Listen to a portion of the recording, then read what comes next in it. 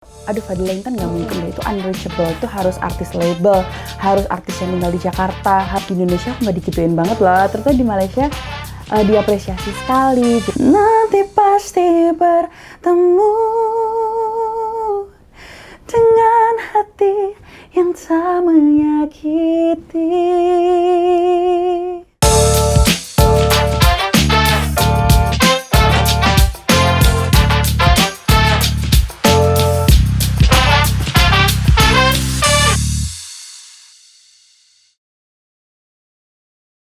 Halo Sobat JP, jumpa lagi di program Jawabus TV Podcast. Awal tahun 2026, wajah baru, rumah baru, semangat yang selalu diperbarui. Wajib itu ya. Kalau kemarin kita punya banyak masalah, selamat buat kalian semua karena sudah bertahan hingga di tahun 2026. Sama seperti dengan tamu kita di spesial podcast kali ini, wajah-wajahnya yang selalu cerah, semangatnya yang selalu cerah, karya-karyanya yang selalu bikin bulu kidul kita merinding. Langsung saja kita sapa, siapakah orang Surabaya sih? Infonya orang Surabaya, langsung kita klarifikasi apakah benar beliau orang Surabaya. Kalau benar orang Surabaya, bangga dong kita. Halo Kak Fadila Intan. Hai teman-teman semuanya.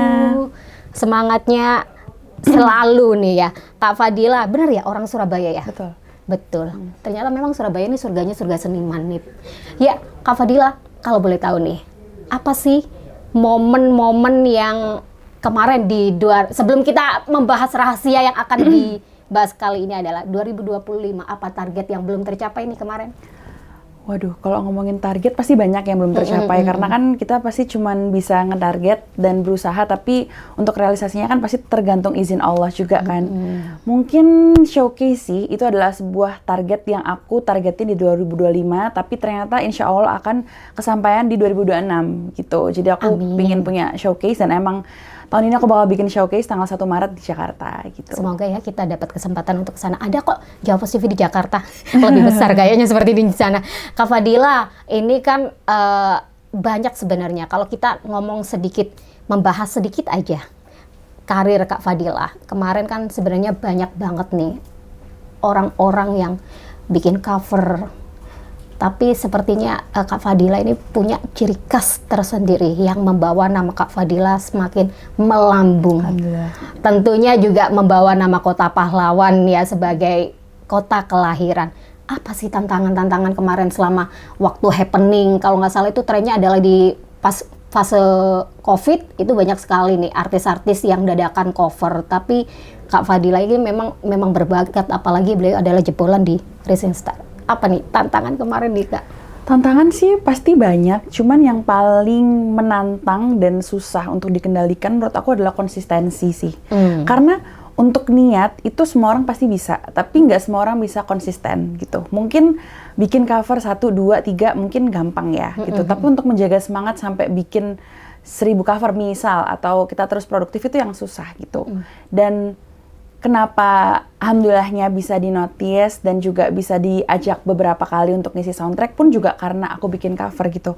Mungkin bukan karena seberapa bagus cover aku, seberapa banyak aku berkarya, tapi seberapa konsisten aku tetap bertahan gitu di dunia industri musik. Tapi memang bagus sih. Setiap kali, ya mohon maaf ya, saya sebagai generasi milenial mungkin bukan kategori yang tahu Kak Fadila itu siapa. Jujur saja, saya itu taunya itu pas lagu Dawai. Itu memang happening banget. Dan itu benar-benar ketika siapa sih yang nyanyiin Dawai waktu itu. Ini sedikit cerita nih pemirsa. Keponakanku itu suka banget dengan Kak Fadila. Coba nyanyiin lagu Dawai mana? Dawai Asmara, bukan katanya, bukan itu Deso. Ternyata lagunya Kak Dawai, sekali lihat langsung kebawa nih bulu kuduk deh Kak. Emang spesial untuk membawakan lagu-lagu yang melo gitu atau gimana nih Kak Fadila? Sebenarnya mungkin karena jenis suaraku tuh lebih ke cocok ke film-film yang sedih, jadi akhirnya brandingannya akhirnya ke situ gitu. Dan kemarin karena lagu Dawai pun juga akhirnya diberikan kesempatan lagi untuk ngisi soundtrack lainnya gitu. Dan itu pun juga terjadi karena adanya konsistensi itu sih. Jadi bukan yang, aku merasa aku tuh bukan penyanyi yang bisa punya aura bintang yang langsung bisa dijual dari fisik gitu. Aku merasa kayak gitu. Seneng banget, ngerendah banget. Tapi karyanya tapi maksudnya karena aku tahu itu realistisku tuh kayak gitu, aku harus punya sebuah kerajinan yang nggak dimiliki orang lain. Jadinya akhirnya itu yang bisa bikin aku naik gitu. Jadi tapi memang ciri khas Kak gitu. Fadila itu. Terima kasih. Jarang-jarang loh orang yang udah naik daun itu bener-bener low profile tuh jarang-jarang banget. Itu mungkin salah satu kunci kesuksesan banyaknya fans juga dari Kak Fadila sendiri. Tapi memang background dari keluarga ada yang penyanyi atau gimana? Kita semua suka nyanyi kebetulan. Cuman memang dari kecil mama sama papa itu ngelesin aku musik, terus nyanyi juga. Terus dulu aku juga sempat balet dulu waktu sebelum berkerudung. Jadi emang kita dari kecil sudah diajarin di hal seni lah kayak gitu. Oke. Kemarin udah sukses dari Dawai, ada lagi. Kayaknya ini mau jadi bocoran nih. Saya kalau lihat stalking juga lagi mulai mempersiapkan karya dengan salah satu ya bisa dikatakan singer dari negeri. Iya, kemarin habis. Boleh dibocorin nggak di sini atau? Boleh. Kan udah posting. Oke, ya. Lagu apa nih yang bakal di ini? Jadi setelah aku rilis ini yang Kepada Hati, aku kira-kira mungkin bulan April akan rilis duet sama penyanyi Malaysia tapi cowok. Kalau tahun lalu aku udah duet sama penyanyi Malaysia tapi perempuan, kali ini laki-laki. Dan lagunya akan menjadi lagu cinta. Jadi biasanya aku selalu rilis tuh lagu sedih. Karena alhamdulillah lakunya di film-film sedih kan, belum pernah lagu happy. Jadi ini senang banget karena dapat kesempatan untuk nyanyiin lagu happy. Dan lagu ini akan menjadi salah satu track di album aku nantinya akan rilis tahun ini. Ini nggak apa-apa nggak sih dirilis sebelum dirilis di expose? Padahal ini lagi promo Kepada Hati. Nggak apa-apa, kan spill dikit spesial buat teman-teman Jawapos. Oke, ya mohon maaf ya. Semoga nggak kapok datang ke sini. Kepada Hati sama masih tetap mellow. Iya, Kepada Hati mellow. Kita khawatir nanti kalau kena copyright, boleh nggak sih menyumbangkan sedikit saja mungkin refnya, karena nanti kalau misalkan ada nyanyinya terlalu banyak, maklum ya Kak, kalau kena YouTube itu kena copyright. Boleh nggak sih menyumbangkan suaranya? Boleh. Oke. Tegarlah diri walaupun perih, berjalanlah lagi sejauh mungkin, hingga suatu hari nanti pasti bertemu dengan hati yang tak menyakiti. Bulu kuduknya merinding. Kenapa selalu menjiwai sekali. Memang ada lirik-lirik yang memang pengalaman pribadi atau memang menjadi karakteristik Kak Fadila? Setiap kali nyanyi harus benar-benar menjiwai gitu? Sebenarnya semua lagu aku yang aku nyanyiin tuh aku relate sebenarnya. Jadi semua lagu yang pernah aku bawain di single-single aku tuh itu hal yang pernah terjadi di hidup aku. Cuman tapi emang aku itu niatnya aku nyanyi tuh harus ada maksudnya gitu loh Kak. Jadi aku gak kepingin dibilang Fadila itu nyanyi yang udah cuma sekedar nyanyi doang gitu. Aku pengen nyanyi yang bisa menyampaikan isi cerita gitu. Jadi mungkin karena aku menyanyi itu dari hati, akhirnya jadi mungkin nyampe ke penonton. Bener. Jadi sesimpel itu sih. Saya itu bukan kategori pecinta mendengar musik ya Kak, tapi jujur benar ini bukan asal ngomong karena Kak Fadila kesini. Ya seperti yang saya katakan tadi, setiap kali mendengarkan lagunya Kak Fadila itu selalu terbawa dan itu otomatis orang yang akan mendengarkan, wah ini benar-benar dari dalam hati. Benar kata Kak Fadila tadi, kalau asal nyanyi itu hanya sekedar dinikmati. Beda lagi kalau menjiwai itu sampai ke bulu kuduk, merinding sekali. Jujur, sukses terus ya buat Kak Fadila. Belum selesai nih, belum selesai. Belum selesai. Kak, ini sedikit nyeleneh.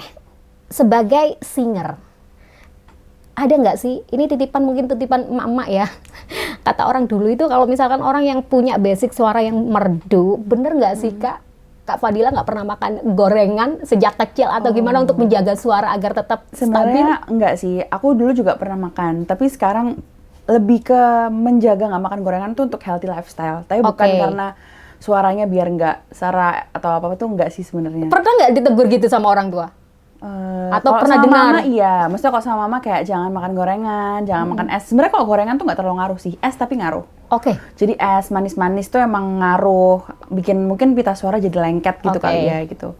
Tapi sejauh ini sih karena mungkin aku selalu makannya tuh seimbang lah Kak. Maksudnya kalau aku pingin ya udah pingin aja makan satu, tapi nggak yang bener-bener gorengan terus gitu. Karena pasti mau nggak mau itu pasti ngaruh sih, karena kan kalau gitar itu alat musiknya ya udah itu adalah sebuah alat musik, tapi kalau nyanyi kan alat musiknya tuh di tenggorokan sendiri kan, istilahnya di pita suara sendiri. Jadi kalau kita nggak sayang sama diri kita nggak masukin makanan-makanan yang healthy, ya pastinya bakal cepet capek, bakal cepet stamina-nya nggak bagus, nafasnya nggak panjang, jadinya nyanyinya jelek. Ih, seneng banget. Jadi apalagi kalau jam terbangnya udah tinggi, bener-bener ketat sekali ya sekarang ya. Kalau aku sih iya sih, jujur dulu enggak Kak. Sebelum ada lagu Dawa itu aku mungkin makanannya biasa aja gitu. Tapi karena sekarang itu alhamdulillah lumayan padat jadwalnya, jadi emang mau nggak mau harus jaga. Kayak tadi malam kita baru balik dari Singapura, kita habis nyanyi di sana, mungkin tidur nggak sampai 4 jam, jadi dan ini aku harus on cam lagi, harus nyanyi lagi. Kalau misalnya aku makan yang ngawur, pastinya nggak fit gitu. Jadinya lebih ke kesehatannya sih. Bukan apalagi sekarang sibuknya lagi sibuk rilis Kepada Hati ya. Iya. Oke, selain Surabaya kemana nih Kak? Banyak? Apanya? Untuk rilisnya nih? Untuk promonya. Promo? Kemarin kita udah promo di Jakarta, terus kemarin kita juga nyanyi di Singapura, terus awal Januari kemarin kita juga nyanyi di Malaysia. Jadi lumayan muter-muter, jadi harus didukung dengan asupan yang sehat juga. Alhamdulillah jam terbangnya lebih tinggi, tapi sudah berkenan menyempatkan waktu hadir ke sini untuk memberikan bocoran walaupun lagunya belum dirilis kemarin. Kak, apakah yang paling spesial dari single ini? Spesialnya itu karena ini sebenarnya datangnya itu nggak terduga gitu guys. Jadi sebenarnya aku kira single terakhirku di tahun 2025 adalah Pura-Pura Bahagia. Jadi lagu sebelum ini tuh Pura-Pura Bahagia. Dia soundtrack dari film Air Mata di Ujung Sajadah tapi yang kedua. Terus ternyata tiba-tiba Kak Ade Govinda telepon, Fadila bisa ditelepon nggak gitu. Lah kenapa ini tiba-tiba mau ditelepon Kak Ade? Ternyata ditawarin untuk ngisi lagu ini untuk soundtrack sinetron ini gitu. Wah aku seneng banget karena emang akhir tahun lalu tuh udah nggak ada rilisan lagi dan aku kira kayak oke, Desember ntar holiday lah gitu. Maksudnya nggak usah ada rilisan. Ternyata ada rilisan, jadi aku seneng banget. Iya rezeki, jadi rezeki yang tidak terduga-duga gitu. Jadi aku seneng dan ini adalah sebuah lagu yang aku pernah cover juga beberapa tahun lalu. Jadi lagu Kepada Hati ini kan aslinya lagunya Kak Cakrakan. Beberapa tahun lalu aku pernah cover lagu ini, terus orang-orang banyak yang komen kayak Fadila cover dong fullnya gitu, tapi aku belum cover fullnya, malah aku dikasih rezeki buat remake, jadi alhamdulillah seneng banget. Tapi memang selalu ya lagu-lagunya Kak Fadila ini benar-benar selalu mengisi soundtrack yang filmnya benar-benar melo gitu ya Kak? Ya karena mungkin suaranya sedih, jadi masuknya tuh ke film-film yang sedih juga gitu. Ada nggak sih pengalaman-pengalaman yang begitu membuat Kak Fadila bangga banget bisa dari bagian ini, semoga harapannya bisa menjadi terus-menerus bisa mengisi dalam soundtrack gitu, atau ada nggak rencana untuk konser tunggal gitu? Amin. Sebenarnya emang itu sebuah cita-citaku dari dulu, tapi aku tuh dulu melihat seorang penyanyi bisa ngeluarin single aja tuh kayak aduh Fadila Intan nggak mungkin deh, itu unreachable, itu harus artis label, harus artis yang tinggal di Jakarta, harus mungkin jebolan yang terkenal gitu. Kayaknya Fadila nggak mungkin deh, aku kan cuma tinggal di Surabaya. Tapi ternyata semua tuh patah. Ternyata tuh semua bisa kita capai kalau emang kita produktif gitu. Aku sampai sekarang, sampai detik ini tuh tetap tinggal di Surabaya Kak. Padahal banyak orang yang bilang penyanyi itu nggak akan pernah jadi kalau tinggalnya di luar Jakarta. Dicatat ya, ini dicatat. Ternyata nih. bisa gitu. Ternyata bisa. Dan dulu juga pernah dibilang, Fadila kamu buka kerudung aja. Karena kalau mau jadi penyanyi, tapi kalau berkerudung itu nggak akan sukses. Nggak susah marketnya gitu. Tapi ternyata aku bisa juga patahin itu gitu. Dan itu semua patah karena konsistensi dan kerajinan yang aku lakukan gitu. Padahal halnya sederhana banget Kak. Aku tuh cuman bikin cover duduk sambil main keyboard di syuting mamaku hampir tiap hari, tapi aku bikin emang terus kayak bikin konten di TikTok. Aku sadar aku tidak laku dengan joget-joget. Aku sadar aku tidak laku dengan mungkin pansos ke artis lain, terus mungkin kayak bikin tren. Aku nggak bisa kayak gitu. Jadi ya sudah, apa yang aku punya itu aku lakukan terus menerus. Ternyata dari sebuah cover yang sederhana itu ada produser yang lihat. Aku kan juga nanya kan Kak ke produsernya, Kak kok bisa hire aku tuh, tahu dari mana? Dari itu Fadila, dari konten TikTok kamu. Sebenarnya nggak penting, tapi aduh aku pengen banget deh cewek ini siapa ya gitu. Jadi sebenarnya itu hal kecil kan, tapi ternyata bisa mendatangkan rezeki yang besar gitu. Jadi mesti aku pengen share ke teman-teman semuanya kalau jangan pernah patah semangat, karena ternyata hal kecil yang kita lakukan terus-menerus itu tuh bisa menghasilkan hal yang besar. Sempat tergoyah nggak dengan cibiran netizen? Tergoyah banget enggak. Aku justru sering tergoyahnya waktu sekarang sih. Kalau dulu tuh nggak pernah tergoyah. Karena sekarang udah jadi artis. Kalau sekarang tuh lebih banyak pressure, lebih banyak apa ya? Aduh, bisa nggak ya? Overthinkingnya sekarang. Kalau dulu tuh aku sama sekali nggak pernah overthinking. Kayak ya udah aku ngelakuin aja terus apa yang aku bisa gitu. Oke, selanjutnya tadi apa sampai aku showcase. Aku sampai gini kaget. Terpesona dengan semangatnya Kak Fadila. Karena memang banyak yang patah semangat memang. Showcase. Kalau showcase aku emang mau bikin tanggal 1 Maret nanti ada showcase di Jakarta. Aku nggak showcase sendirian, aku bareng Kak Barsena Bestandi, itu penyanyi yang luar biasa. Penyanyi cowok Indonesia yang menurutku terbaik sih dia. Terus habis itu ada Kak Aina Abdul, dia penyanyi dari Malaysia. Jadi showcase-nya kita bareng-bareng. Kenapa kok selalu sama Malaysia, atau memang punya relasi, atau memang sampai tersorot ke negeri Cina? Karena di Malaysia tuh aku lebih dilihat daripada di sini. Aku merasanya kayak gitu. Jadi waktu aku ke Malaysia, aku nggak nyangka supir taksi online itu berkali-kali nyetel lagu aku tanpa dia tahu kalau itu aku. Terus habis itu aku misalnya di jalanan ada lagu aku di play. Terus di KLCC itu di Twin Tower-nya ada air mancur kan, itu lagu aku di play di situ. Jadi maksudnya di Indonesia aku nggak digituin banget lah. Ternyata di Malaysia diapresiasi sekali. Jadi makanya kemarin kita berkali-kali duet sama artis Malaysia karena emang ada peluang lah di sana gitu. Mohon maaf ya, ya ini realitanya seperti itu. Terkadang negeri tetangga atau negara lain itu lebih menghargai kita dulu gitu ya Kak. Sebenarnya bukan menghargai sih, tapi mereka lebih suka mungkin ya, karena mungkin genrenya tuh aku masuk gitu. Kan di sana lagu-lagu aku tuh emang agak Melayu-Melayu gitu kan. Terus akunya juga berkerudung. Jadi mungkin brandingannya tuh masuk lah ke sana gitu. Jadi memang terlepas dari itu Kak Fadila ya, sampai ada hashtag lari aja dulu. Jangan dianggap serius nih, tapi memang realita, nggak apa-apa dinyeleneh-nyelenehin, bahasanya emak-emak di kampung tuh. Lanjut. Progres apa selanjutnya ini? Progres selanjutnya aku akan duet sama teman aku yang di Malaysia, Kak Dennis Syufian. Terus aku akan rilis album juga, akan ada showcase, dan mungkin akan ada beberapa mungkin film lagi yang akan aku isi. Jadi sementara itu dulu sih Kak. Itu aja udah banyak menurut aku. Padahal aku di akhir 2025 tuh aku mikir 2026 aku bakal ngapain ya? Kayak aku ngerasa masih buram gitu loh. Tapi ternyata banyak juga tawaran yang datang waktu aku udah menjalani 2026 gitu. Setelah dari single Kepada Hati nih ya, ternyata semakin banyak, alhamdulillah. Semoga semakin laris manis, banyak job-joban, amin. Kak, ada nggak sih target, mungkin cita-cita dari Kak Fadila sendiri yang mungkin tadi sempat menyebutkan bahwa sebenarnya ini cita-cita yang mungkin masih mengambang, tapi alhamdulillah Allah memberikan kesempatan dan merealisasikan itu semua. Ada nggak sih keinginan? Mungkin itu tadi ya, showcase tadi udah aku sebutin, terus album juga udah dalam planning nih ya.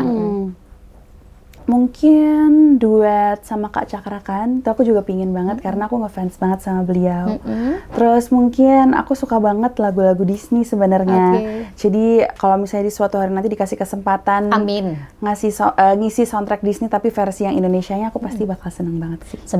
Semoga ini nanti sampai terdengar dan tersampai, apapun itu. Mimpi dulu, konsistensi, dan pasrah terakhir. Pasrah, tidak boleh tergoyah apapun itu ya Kak. Ada pesan lagi nggak buat sahabat-sahabat Jawa Post TV yang mayoritas juga banyak banget sebenarnya fans Kak Fadila, dan tidak menyangka sekali tadi Kak Fadila memberikan banyak sekali saran.